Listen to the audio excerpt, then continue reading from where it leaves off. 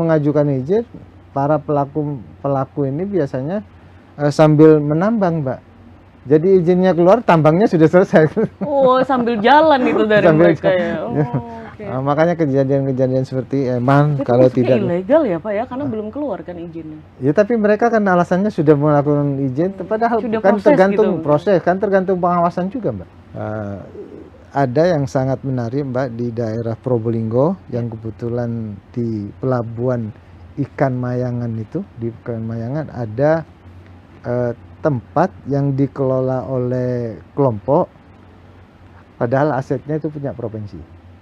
Nah, itu asetnya provinsi dijadikan tempat wisata kumkum laut namanya. Kumkum laut. Kumkum. Jadi pendapatan baru melalui pendapatannya masing-masing. Yang jelas pendapatan potensi baru ini tidak memberatkan kepada masyarakat, Mbak. Iya. Jadi ekonomi bergerak kalau terkait dengan pariwisata langsung Merchandise ke juga masyarakat. banyak ya. Perlu menjadi perhatian. Apalagi di Jawa Timur sekarang ini lagi marak wisatawan dari luar negeri, Mbak.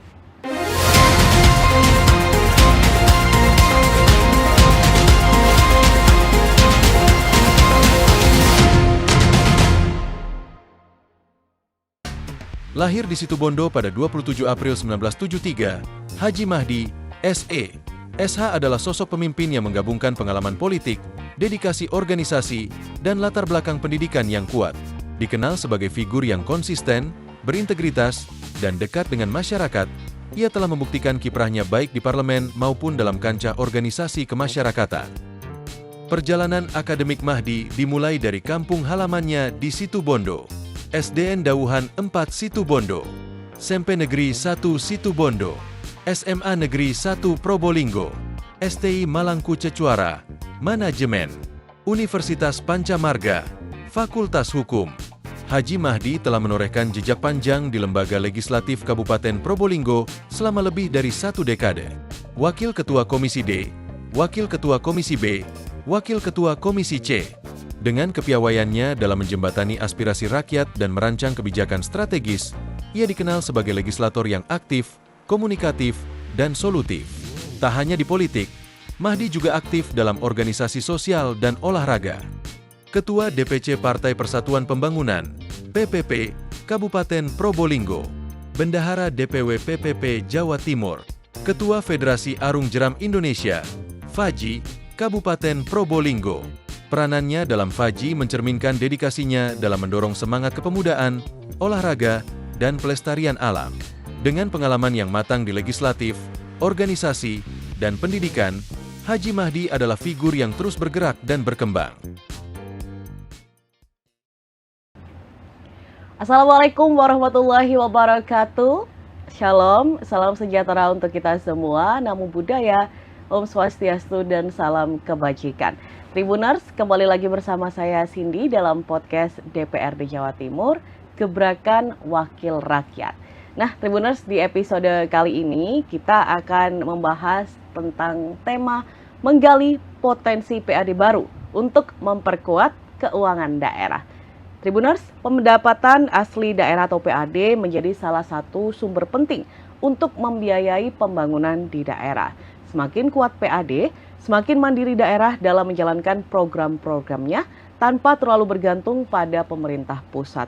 Nah, saat ini masih banyak potensi PAD di Jawa Timur yang masih belum digarap dengan maksimal. Misalnya pajak air permukaan, pajak mineral bukan logam dan batuan. Kemudian retribusi seperti parkir yang sebenarnya punya peluang yang sangat besar jika dikelola dengan sistem yang lebih tertib, transparan, dan memanfaatkan teknologi digital. Digitalisasi pemungutan juga menjadi langkah penting untuk menutup celah kebocoran dan juga memastikan penerimaan daerah bisa optimal. Nah, kita akan membahas lebih jauh tentang ini, Tribuners. Untuk itu sudah hadir bersama saya Kang Mahdi dari Komisi C DPRD Jawa Timur. Selamat datang Kang Mahdi, apa kabar? Baik, alhamdulillah. Baik. Saya menyapa dulu pemirsa, Mbak. Monggo. Assalamualaikum warahmatullahi wabarakatuh. Waalaikumsalam warahmatullahi wabarakatuh. Saya boleh kenalkan dulu, Mbak? Boleh kenalkan? Silakan, monggo. Biar saya kenalkan dulu ke masyarakat. Saya Mahdi, anggota DPRD Provinsi Jawa Timur, sekarang menjabat Wakil Ketua Komisi C DPRD Provinsi Jawa Timur. Kebetulan Komisi C ini membidangi keuangan berkaitan dengan pendapatan juga, yang sangat nyambung dengan pembahasan hari ini. Karena Komisi C itu tugasnya bagaimana pendapatan Provinsi Jawa Timur itu selalu meningkat, Mbak. Selalu meningkat, dan juga mencari potensi-potensi baru yang bisa memberikan kontribusi besar terhadap pendapatan. Seperti itu, Mbak.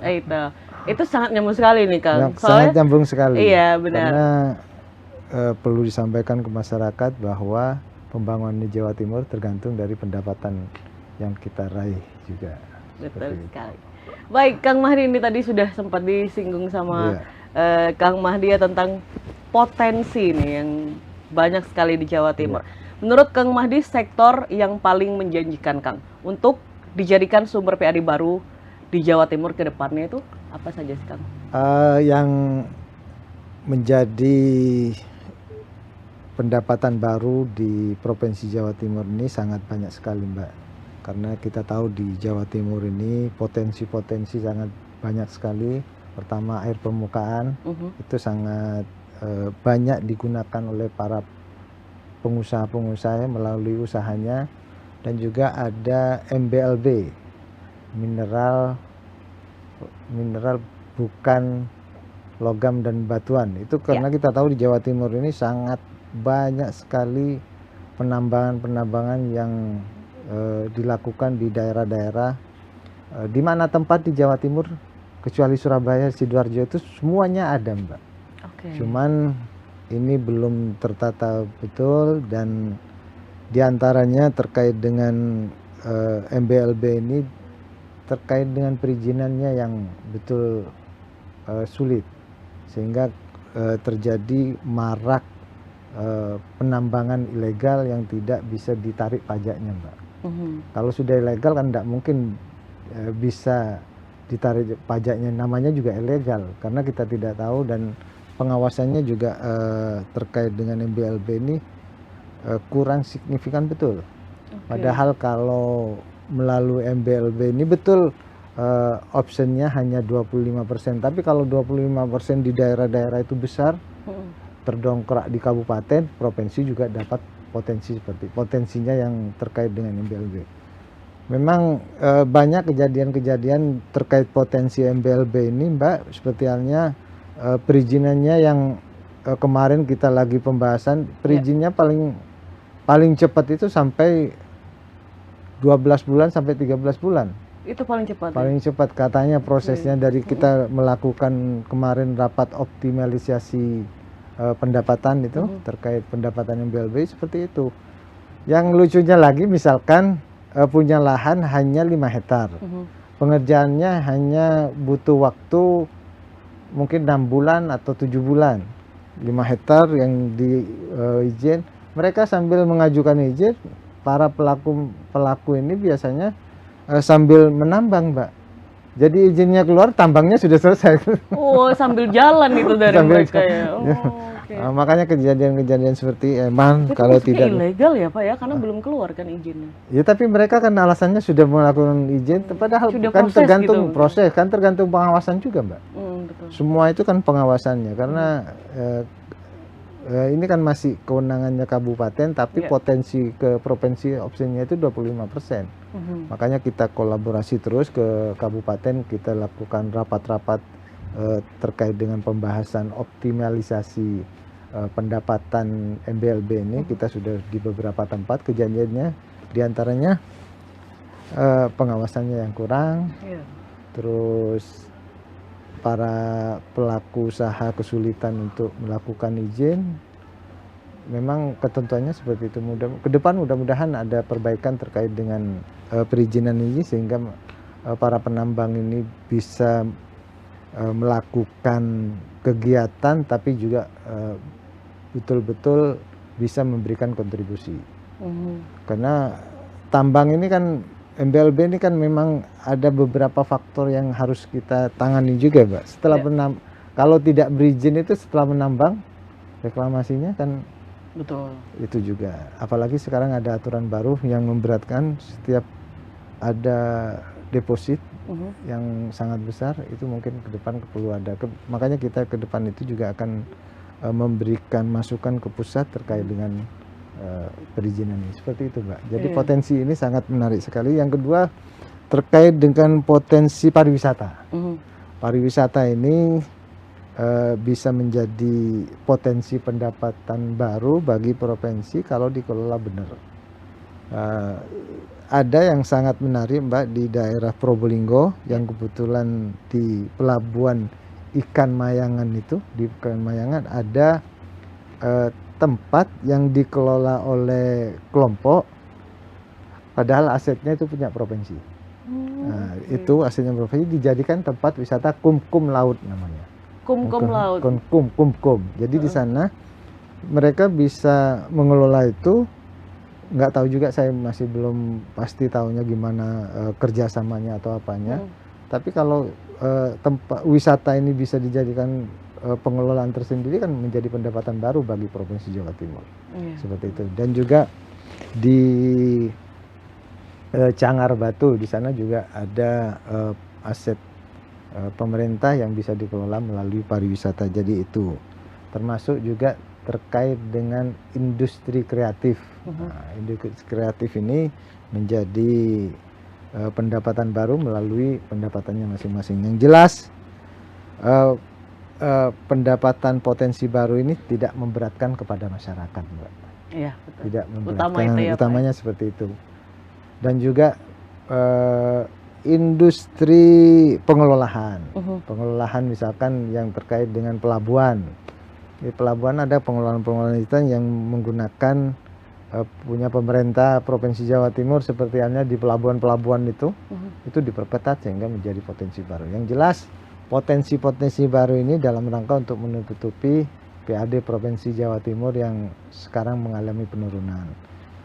Juga potensi berikutnya potensi ketahanan pangan nih, ketahanan pangan, Mbak. Ketahanan pangan kita sekarang menjadi prioritas dan menjadi bagian dari program pemerintah pusat yang utama. Pak Prabowo itu karena gencarnya terkait dengan pangan ini,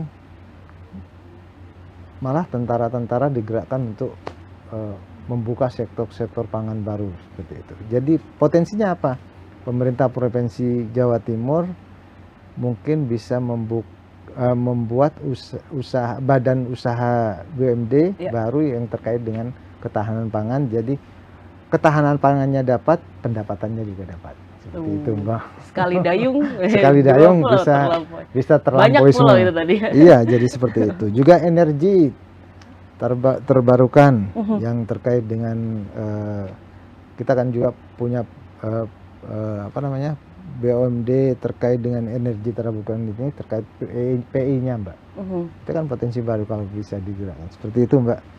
Baik, banyak sekali Kang Mahdi ya potensinya, banyak sekali yang bisa mendongkrak itu PAD di Jawa Timur. Nah, kalau dari DPRD sendiri, Kang Mahdi, bagaimana perannya itu bisa mendorong kebijakan yang kreatif dan inovatif dalam menggali PAD baru yang tadi Kang Mahdi sebut tanpa menambah beban masyarakat?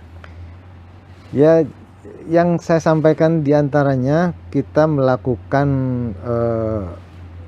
pembahasan melalui optimalisasi terkait dengan pendapatan, misalkan melalui MBLB. Nah, itu kan tidak memberatkan masyarakat karena yang dikenakan itu para pengusaha.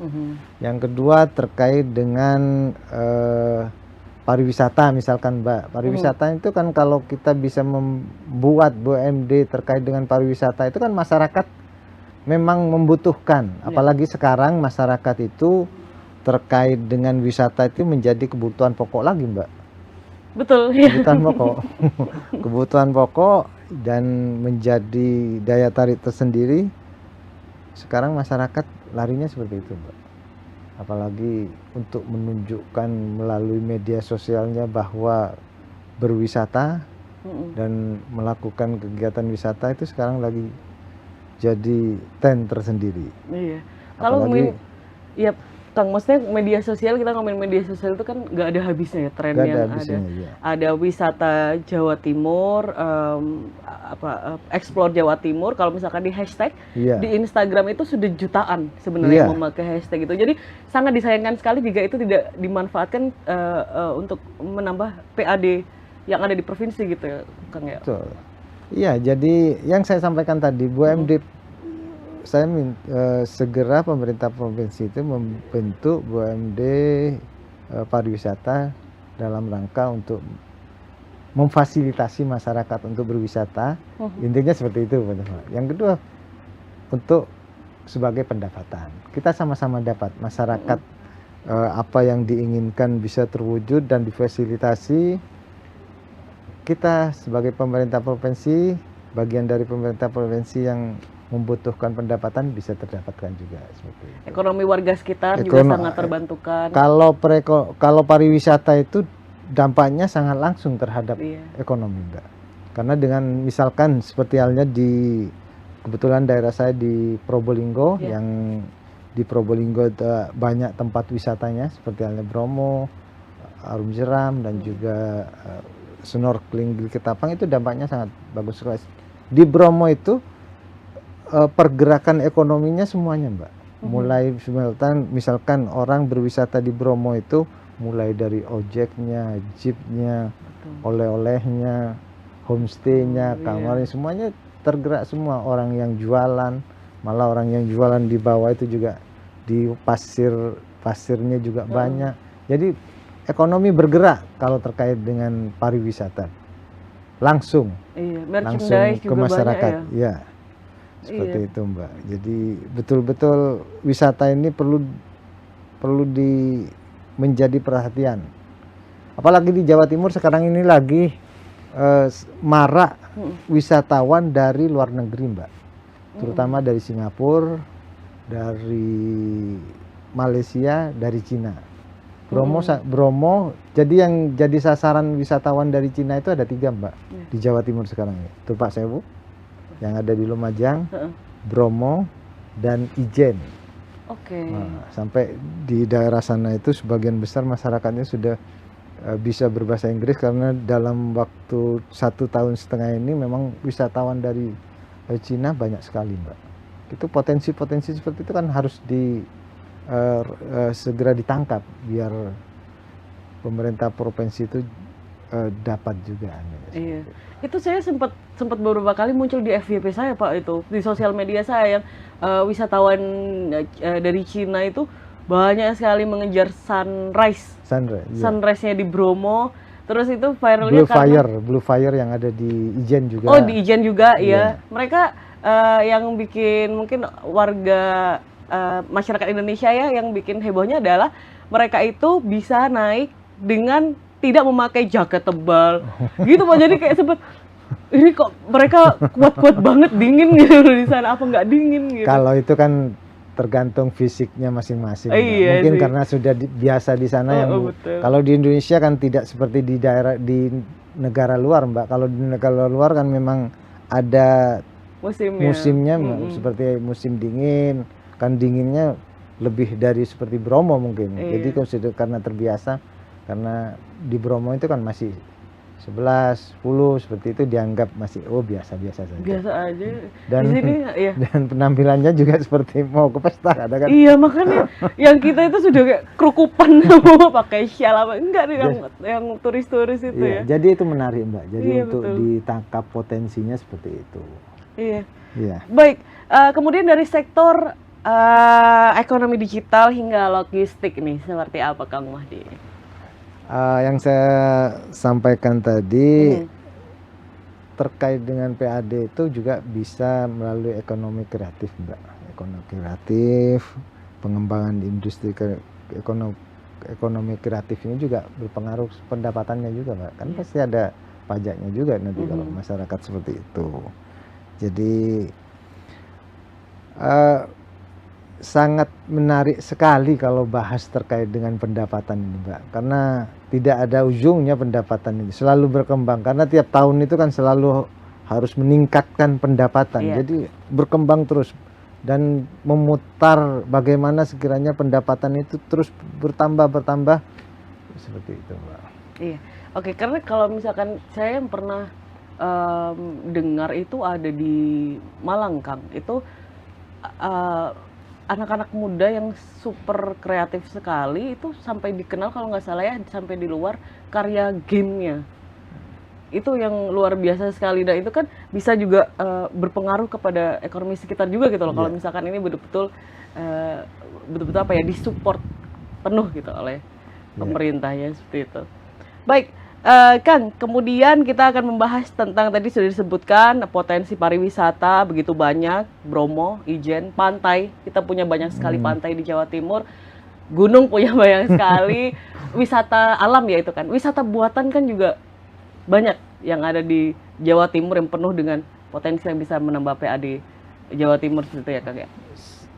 Sebenarnya banyak sekali, Mbak, potensi yang seperti halnya di Blitar itu kan punyanya aset Provinsi Jawa Timur yang bisa dimanfaatkan untuk menjadi tempat wisata, misalkan homestay, kan view-nya yang langsung ke laut yang sangat menarik itu.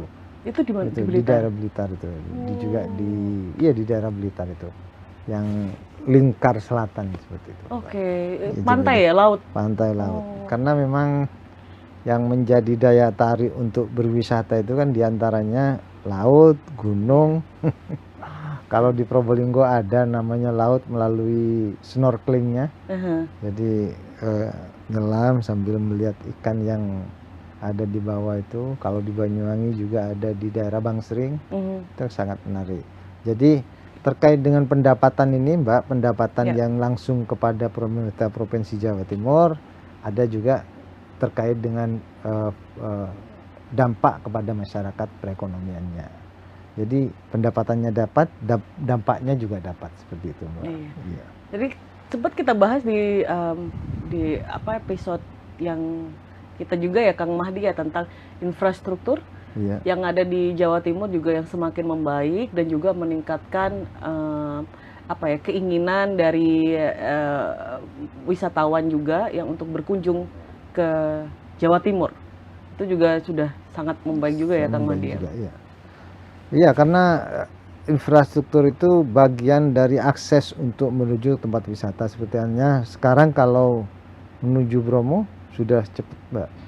Jadi turun bandara langsung masuk tol, keluar ya hampir 2 jam. Kalau dulu masih lama-lama di jalan, sekarang para wisatawan sudah menikmati. Apalagi nanti kalau langsung aksesnya menuju Banyuwangi, tambah akan menjadi daya tarik tersendiri nanti.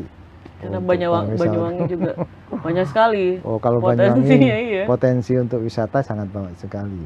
Dampak untuk PAD-nya mungkin ke provinsi tidak begitu signifikan, tapi dampak kepada perekonomian untuk masyarakatnya itu kan sangat signifikan sekali seperti itu. Iya.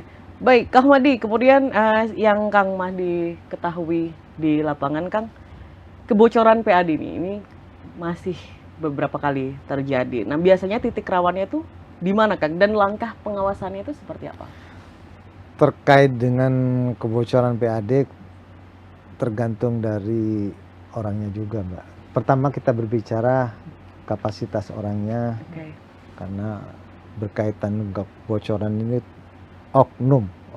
Tapi kita melihat kebocoran itu biasanya terjadi karena tidak melalui digital, Mbak, face to face. Misalkan kita pembayarannya melalui langsung kepada loket, itu masih biasanya ada nego-nego atau apapun. Tapi kalau melalui online kan sudah tidak bisa lagi sekarang. Fixed price ya soalnya. Iya, seperti itu langsung. Dan yang saya sampaikan tadi, misalkan kejadian di Probolinggo itu kebocoran terkait dengan pembayaran berlabuhnya kapal yang seharusnya masuk ke PAD tapi tidak tercatat, Mbak. Itu juga. Jadi juga kadang-kadang terkait dengan pengadaan barang dan jasa. Pengadaan barang dan jasa ini juga biasanya kebutuhan untuk terkait dengan pembiayaan Provinsi Jawa Timur yang kecil tapi kenyataannya besar. Itu kan juga berpengaruh juga terhadap kita. Itu. Jadi pengawasan sangat kita lakukan. Yang penting itu pertama evaluasi. Ya. Evaluasi dari kinerja yang sudah berjalan. Yang kedua terkait dengan pengawasan. Pengawasan itu penting sekali, Mbak. Karena dengan pengawasan itu kita akan melihat kinerja dan juga apa yang dilakukan terkontrol. Iya, dan pengawasan itu terus digalakkan ya? Terus Kang, digalakkan pengawasan. Sama halnya dengan BUMD kita, ya? kita lakukan pengawasan terus. Jangan sampai terjadi kebocoran-kebocoran. BUMD kita yang paling menyolok terkait kebocorannya di sektor keuangan di Bank Jatim, Mbak. Karena baca berita mungkin terjadi fraud karena menyangkut terkait dengan masyarakat yang langsung mungkin ya.